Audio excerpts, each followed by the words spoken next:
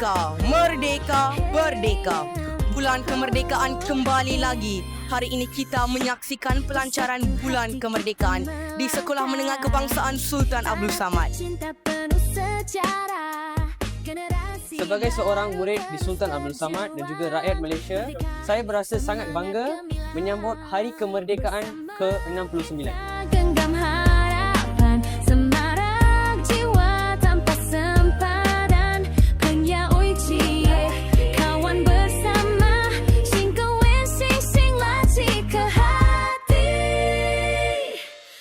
Yang sebenarnya bulan bersejarah ni kita kenalah mengambil tahu sejarah, menghayati dan menghargai sejarah dan dengan mudah mengikut trend yang tak bermanfaat dan menghormati antara satu sama lain. Harapan Cikgu Cha terhadap murid-murid Samad adalah supaya mereka sentiasa selalu beradab, bersopan santun dan of course murid-murid Samad kena rajin-rajin study dan yang paling penting respect your friends and respect your teachers.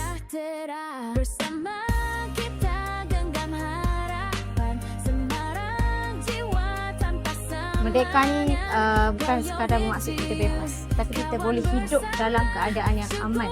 Hidup dalam keadaan aman, bebas, itu maksud makna merdeka yang sebenar.